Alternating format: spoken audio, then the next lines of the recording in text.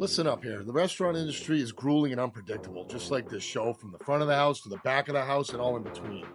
We will turn up the heat, you turn up the volume. I'm Chef Antonio Caruana. Welcome to the Tell All Podcast, The Burnt Hands Perspective. This podcast contains explicit and potentially offensive material. You've been warned. Now buckle up, bitches. Let's go.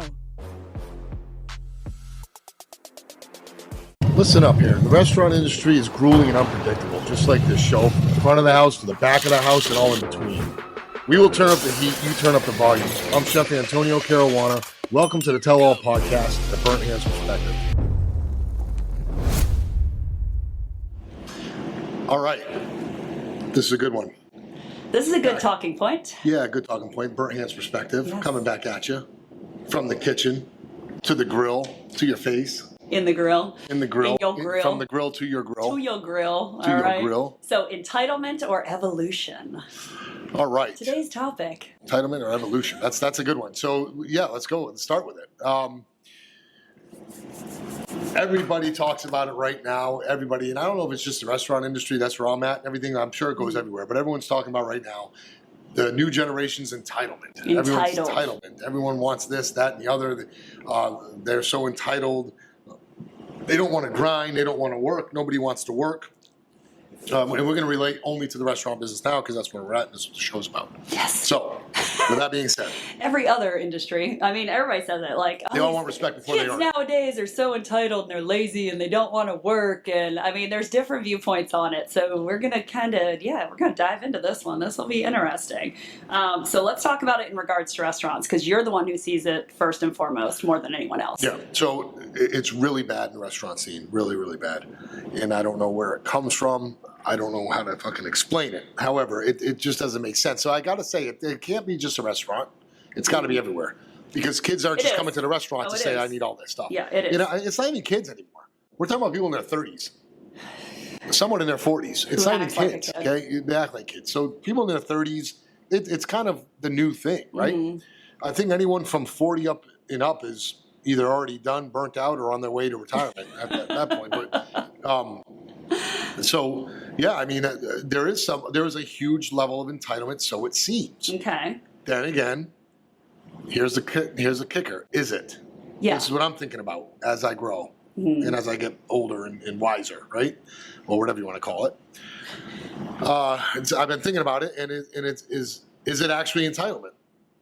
So, is it entitlement or is it evolution of the industry in totality? Yeah. I think that I honestly feel that now that I'm looking at it, it can't be just the industry because it would be across the board. Every industry would fail. I mean, I think every industry is failing. We're not just the only ones getting this. It's got to be everywhere, right? So I think it's evolution of the industry. I think I think that's what's going on here. And this, let's just face it here, okay? The industry back in the day was brutal. We didn't have a fucking choice. Long hours, low pay, screaming chefs, burnout, 35 years old, you're fucking done. Your feet hurt, your back hurts, you want out. You can't get out, you're stuck. So now you're miserable, you're grumpy, you're pissed off, right? Drinking after work a lot, shut your brain off. Drugs, partying, rock and roll, that was the thing back then. Not only in the industry, but it was just the thing. Fast cars, rock and roll.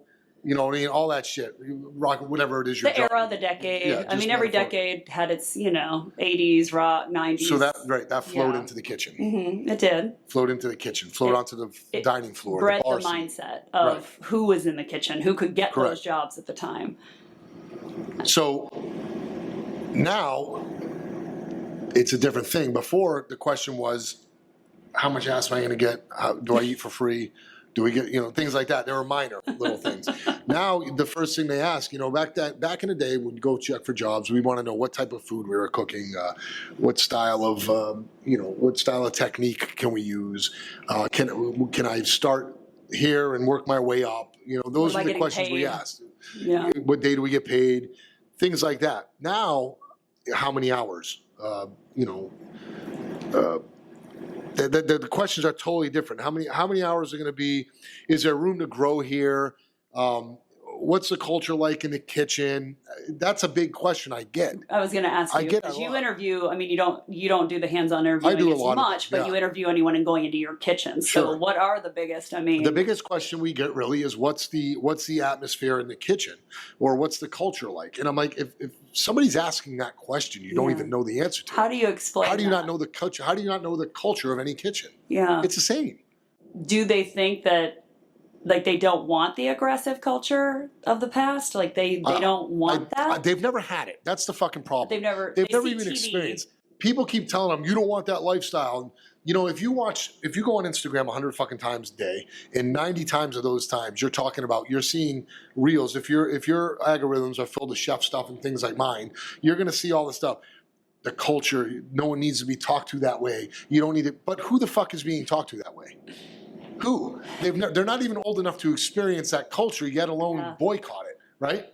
So we're evolving out of that culture. That culture hasn't been around for decades. I don't even know where it comes from, because I was in that culture when we were younger, but those guys were assholes, and they're all dead now. That we're talking about years ago, decades ago. Decades. Yeah. This whole thing of the kitchen is a horrible place. It's a fucking nightmare. It's disgusting. It's dirty. People don't care. They're rude. They're crass. No, yes, somewhat they are. However, it's not like that anymore. Yeah. Chefs yelling at you, working Throwing all these things at crazy you. hours, not getting a break, not getting staff meals.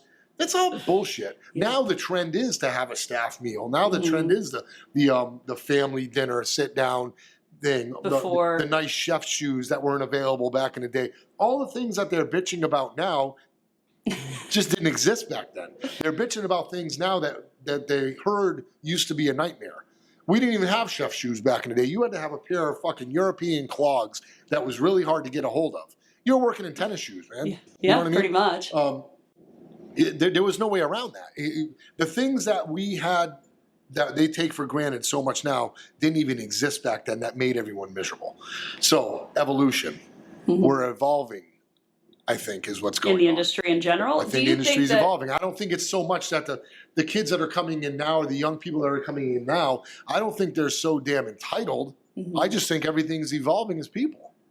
There's a higher expectation. There's more technology. There's more support. There's more understanding of feelings and emotions and empathy. That's just life as evolution. Do you think that TV shows have hurt or helped in that way for, like, kitchen culture? Like all these shows you see coming online about, either chefs or any of the reality shows. Do you think that's helped or hurt? I'm mixed on it. I think the chef reality TV stuff is really good because it brings chef and culinary worlds to the forefront. Yeah. Whereas before it was just get behind the line and shut your fuck up. You know what I mean? Now it's something that's kind of cool. You can watch it. It's exciting. It brings some sort of heroism to the show, right? It brings to our culture. So I give it props for that. Does it create a facade? Yes, it does, because it's scripted no matter what. There's always a basket of things that are always going to be perfect. You're going to fuck it up if you're a fuck up or not, regardless. But there's a lot of things on there that don't exist. The yelling, the judges yelling at the contestants, that's all brought back into the kitchen again, where it doesn't exist anymore. They're using that. Gordon Ramsay's a phenomenal chef. He's he's one of the most rewarded chefs in the fucking world. He's earned them. When he came up, him and Marco Pierre White and the people he worked under, amongst many others, he's just one example. They were yelling, screaming, pissed off, but they were in there for 40 hours a day. Every day, 40 hours a day, right? So all that shit going on was absolutely happening back then. It doesn't happen anymore. Gordon Ramsay's doing it on TV. He's not even doing it much anymore. He's doing chef kids. Yeah. Kids with chef shows. Did you see, they're doing Christmas shows. He has the new Netflix, the documentary, and he actually talks about opening those 5 restaurants at one time. And he actually said that that's why that question came to my mind, is he had said something about being on TV, like how had they asked him kind of a similar question. Do you think your reality shows have kind of like overplayed whatever he said? In some sense, yes, but the process is still the process. So if you burn something or you drop something or you're cooking something, it's still the same process. So you're still dealing, like you said, the same fucking issues. It's just going to be a little bit quieter than it used to be. The issues don't change. I always say that the heat of the moment doesn't change. A burnt steak pisses you off. A drop ticket, a not, No matter a what. broken sauce. All these things piss you off the same fucking way. So how do you go about slowing it down? I guess evolution is allowing people to slow down. They're not so grumpy. They're not so pissy about it. It's not such a Yeah. big deal anymore. You know, a lot of those questions I asked you about, what they ask now. How are my hours going to be? What are my days off? How many days do I get off a week? How's the kitchen culture? You know, the old part of me is like, you know what? Fuck you. Right? Get your knife, shut the fuck up, go cook. Shut up. Yeah. It's just go work. Just go. That's where my brain goes instantly, right? Okay. But then now, as I'm getting older, I ask myself, are they wrong? Are these people wrong for being concerned about what the fuck their life is going to be? About their actual quality of life. Exactly. So just We because didn't care. just because well, it's not that we didn't care, we didn't have an option. We didn't have any choice. But I have an option now. Yeah. I'm not going to have a shitty quality of life now. No. You know, so I can't blame them for having a want. You know, we just didn't have an option. They have an option now. That's a right? good way to look at it. So I mean, there's- it's a different perspective of it. Yeah, for sure. Right. So there's a lot going on. I mean, we're seeing a lot of different things. You know, Well, nobody asked us how our mental health was doing. They didn't ask if you were, depressed that day or how much Xanax you're on. Like, nobody had that. So they are wiser. Would you say, would you say they're wiser now? Because of, I mean, again, technology, personal, I don't know what you would call it, reflection, I don't know, introspective viewpoints on themselves or culture. I don't know. That's all part of evolution. We are getting more cognizant as a society. yeah, of course. Yeah, man. I mean, there's no doubt about it. And it shows all the way down from the, the food is gentler. The food is less aggressive. The food is more plated. What do you think? How so? It's a lot more delicate. Okay. So plating now has changed. Whereas before, back in the day when everyone was mad, grumpy, Just a slapping. lot more laden in sauces, thick, heavy, more aggressive Okay. plating, All right, a lot that makes more sense. food, a lot more piling, a lot more stacking back then, a lot more haste was done in plating and feeding the masses and just getting it out. That was the big thing back then. Melted cheeses, a lot of room for error you can disguise with a lot of aggression. So it was just aggressive, right? The cooking back then was as aggressive as the chefs and the kitchen crew were. Okay. Now, unless you were in a fine dining scenario, which is a different scenario, the French have really, back in the day, really were the ones who take their time and really kind of made the difference in plating. And In you can see plating. that, where a guy would normally say, I'm paying all that for this little bit. Yes, you are. So now, the negative spacing on the plating, microgreens, tweezers, sauces, demis, you're doing your smears, all that thing, the way you're dolloping stuff and all that. That is now a product of less aggression, Okay. more time, more thought process, more you're being more stimulated while you're plating. Yeah. So there's definitely an evolution there as well, because it's happening on even the minor levels. You can go to some bars right now and they're plating things more discreetly and nicely and generally where it would just be a sandwich and a pile of fries on a plate, right? Now they're putting their fries in a little tin can. You know what I'm saying? Everything's a little different. No, that's actually, I mean, that is a good way to put it. I know you put in here kind of like this thing of like how the industry has evolved in general. So you put the industry used to eat its own. Yeah. So it was way more cutthroat, not collaborative. It was more cutthroat because we had a lot more people. So we can just tell someone, get the fuck out of here. They could have a minor little mishap. They could have just spilt water. They could have done something. Or they could have been late for 2 days in a month. And you tell them, just get the fuck out of here, because the next person would just come in and you'd abuse the shit out of them, and then they would go, and the strongest would survive, right? And once they survived and once they got into that thing, they're the ones who would get the raises. It would be the clique, the little good old boy network inside of the kitchen. Yeah. And everybody else would just come and go because there was people coming and going. Now, people aren't coming and going so much in this industry, right? It's harder. So now you have to be a lot more empathetic. You got to be a lot more understanding in life, Yeah, no, I think so. And so you had on that, like, what absolutely cannot change. So if we are evolving and people are becoming more emotional, or expectations are higher in the sense of mental health and things like that. So there are some hardline rules in the industry that will never fucking change. And it comes to service, quality, like how you're expediting product, what's going on. So what can't change? What are things that cannot change in the industry, regardless of how your emotions are? Quality, consistency. Consistency is the biggest thing that can't change. Hard work ethic cannot change.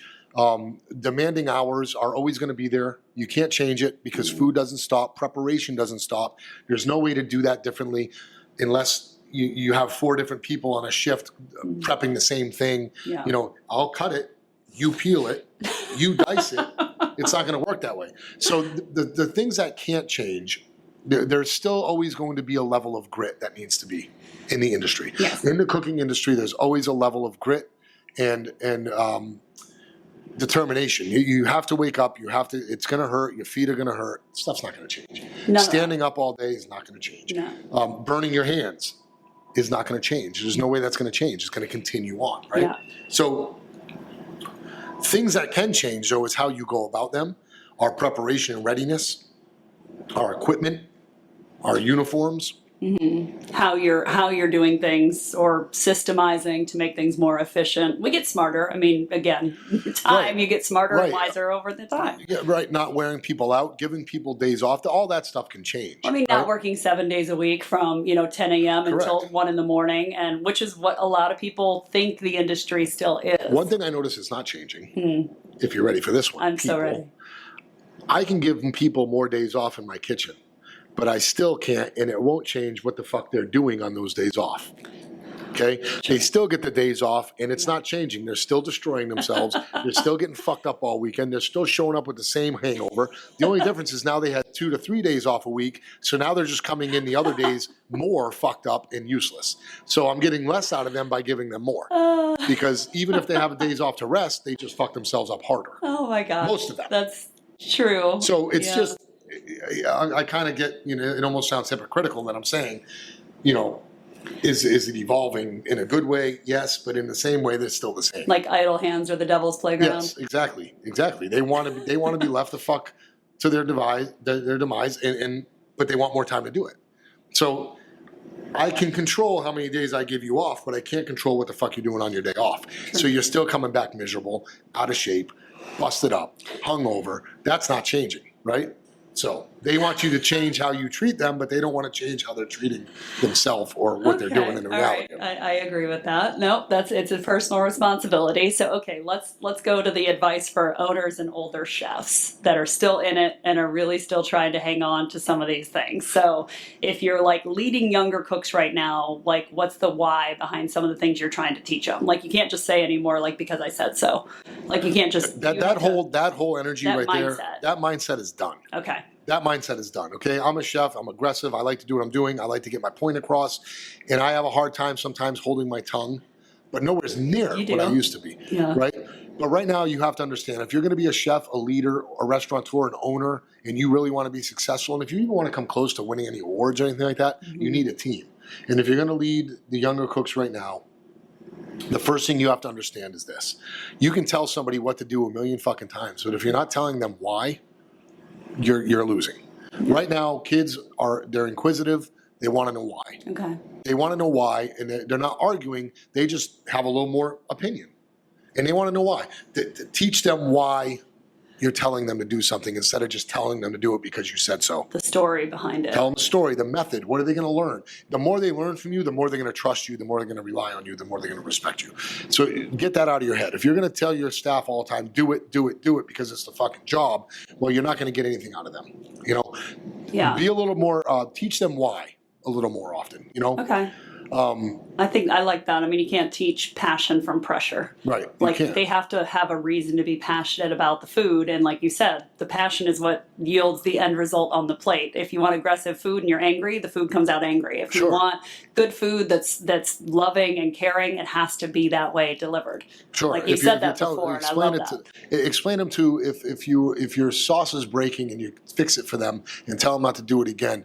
Tell them why.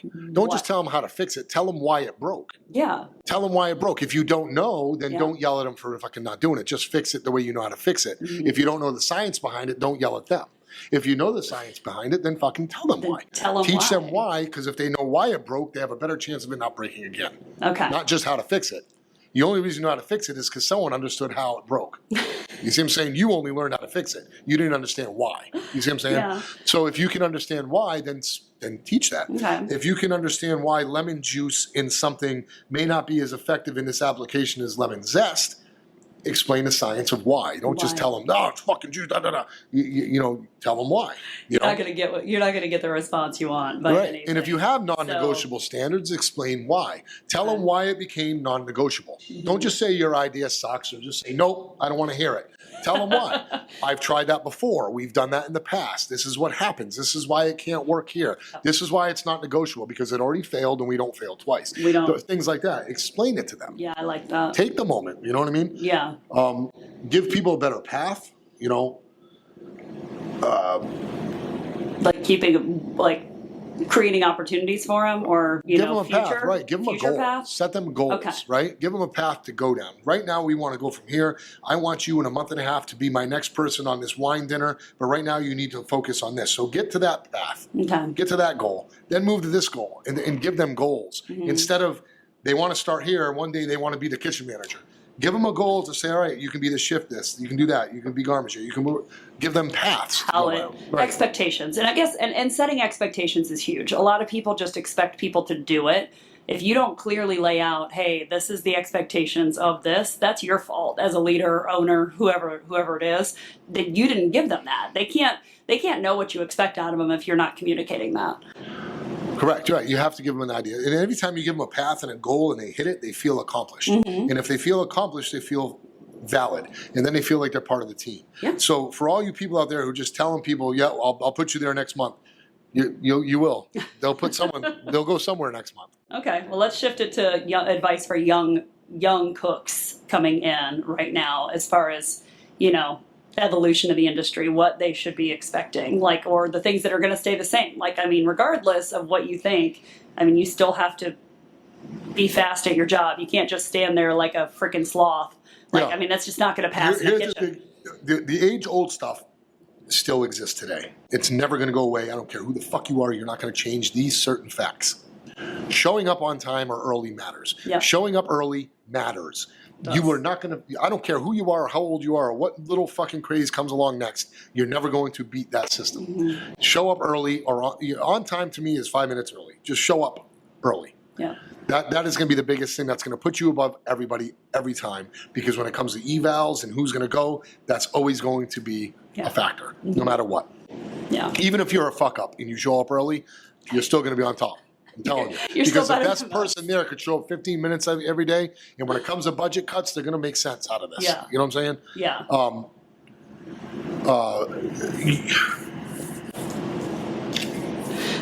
Gotta catch you on this one. This is like a lot of we're just yelling at everybody. Yeah. So respect the kitchens. Let's respect the kitchen for what you entered. You're entering a kitchen. You're entering a job. When you go in there, and this happens a lot with the young generation, they want to tell you that they should give you ideas, or maybe you should do this, or maybe I could be on your special card. They don't have a fucking clue what they're talking about. Respect the kitchen you're coming into. Don't sit there and tear apart what it is that's going on here. If this place has been open for 5 years and we're one of the most successful restaurants around, maybe you should just respect the fact that you came here, learn something. Learn something, before you have all these big ideas. Respect it. And the biggest thing that you got to remember is consistency matters. You can consistently fuck up. It's going to matter because you'll get fired, or you can consistently do great and be consistent with the product, and you'll grow. So consistency matters. That's just right underneath showing up on time. Yeah. You got to consistently do the work. You got to consistently, don't get pissed off one day and next day you're half-assing it. Just consistently show up on time and do the work. Yeah. And you're going to get places. Then you have a voice. Exactly. And also the thing that I see a lot, and this is both behind the bar and back of house, doesn't really matter, is levels of performance or speed. Because you had gears. Like you had your slow gear, when there was like 5-10 people. But I don't see as many people that have multiple gears anymore. Like I don't see people who can sit there and just sling and actually get in the weeds and perform well because they stay at the same fucking 35-mile-an-hour speed limit. And I'll tell you why. Because this is a good point. Because what happens is they've came into a kitchen that has been so altered now that can satisfy everybody, that everyone has such a little precision job to do now, because heaven forbid they cross-trained or did something that's not their job. Yeah. So now what happens is if you have this little prep list to do today and you have 2 hours to do it and it's only a 40-minute prep list, it's going to take you now 2 hours to do it. You're just going to do it slower. Because that's all you have to do. So be the person, the guy or the girl that goes in there, knocks it out, does this one's, and this one's. Then the owner or chef's going to look at you and say, dude, I don't need this guy anymore. Mm-hmm. I'll rather give you a percentage of what I was paying that clown more. Get rid of that person. You can make more money and you can advance. Yeah.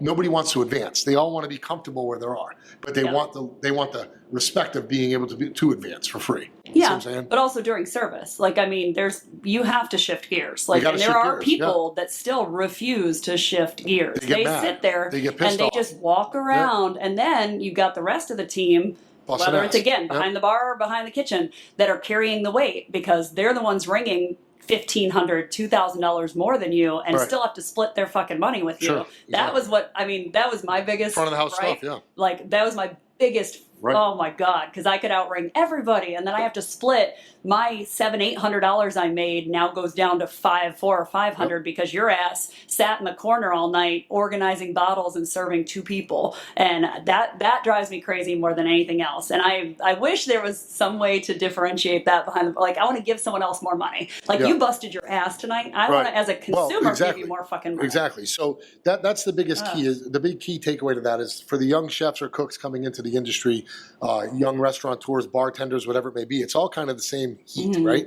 You just come in there, your speed matters, your consistency matters, and showing up on time matters. Yeah.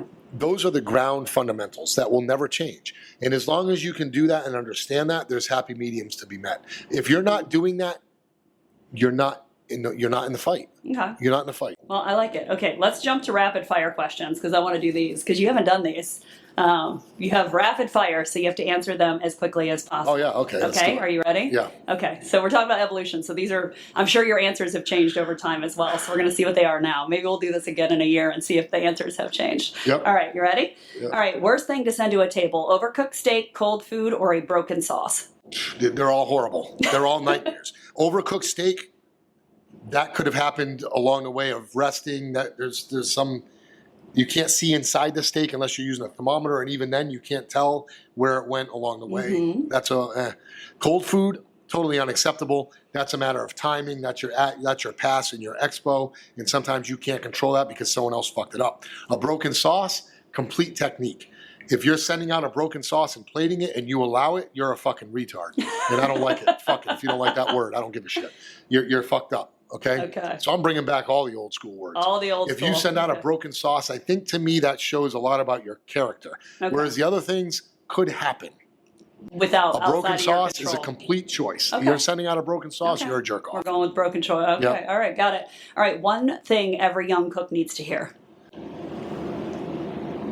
Do more. Do more. Okay. Do more. What you think you may be doing may not be enough. Yeah. Just because you think you can do it, or I'm doing my best, your best may not be enough. So if someone tells you to do more, they're probably right. Yeah. Just do more. Okay.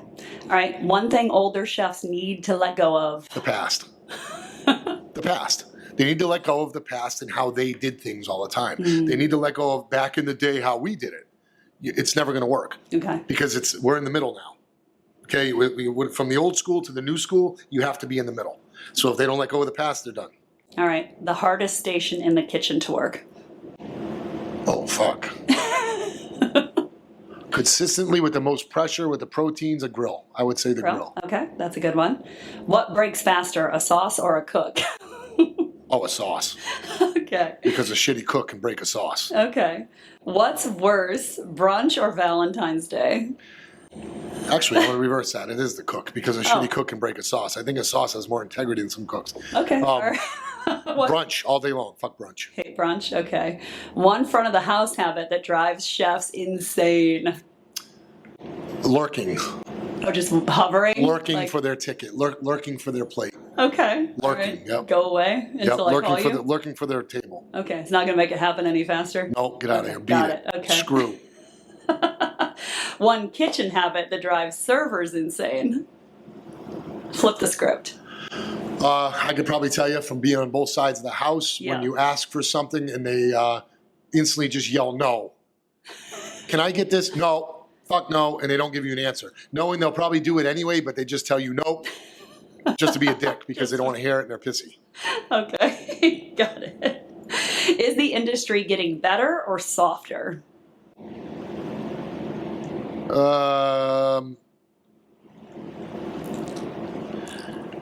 The industry itself is not getting softer. I think it's getting harder. I think the people in the industry are expecting a more soft, cushioned environment that doesn't exist. So it's making it harder for the industry. Okay. So is it getting better? Yeah. I think so. I think it's getting better. All right. Would you let your kids work in restaurants? Yeah, absolutely. Mine 100%. did. Mine still does. 100%. I think it's the best training you can ever have. Yeah, absolutely. 100%. I mean, I grew up in a restaurant. Of Yeah, course. we grew up in it. I wouldn't have had my jobs. Like, if I wouldn't have met people on the bar, I would have never went into TV. Yep. So that I would 100%. The connections you make in the restaurant industry are second to none, and they can Right. open doors that no one else can. You're open going to for learn you. something. You're going to learn something from somebody. You're going to learn Doesn't some matter what shit. it You is. may learn about yourself, for all you know. Or just learn But the something. thing is, you're dealing with, like you said, you're dealing with all kinds of different people at all different levels at all different times, and that's Okay. the biggest thing to do. When you're socializing in life, you have to deal with different social upbringings, Yeah. and that's a good introduction to it. All right. So the bottom line of this whole thing is it, as we opened it up, is it evolution or what? Entitlement. So, let's close on that. So I think it is evolution more so than it is entitlement. People are talking about everyone being entitled, Mhm. but I think it's honestly that the older people are not understanding the evolution of the cycle of life, and that's what it is. And I think evolution is responsible for the entitlement. So if entitlement is part of the evolution, then that's what it is. But it still revolves around evolution, and we need to evolve, Yeah. and we need to do better, and we need to understand the evolution and work with it, or else it's not going to work, period. You know what I mean? So to have a good kitchen crew, a good staff, a good chef, a good cook, you need to evolve with what's going on around you, or else you're going to fail because you're going to go nightmare, crazy. Evolve or die. Evolve or die. There we go. All right. Evolve or revolve. All right? On That's that note, Cheers. cheers. Ciao for now. Ciao.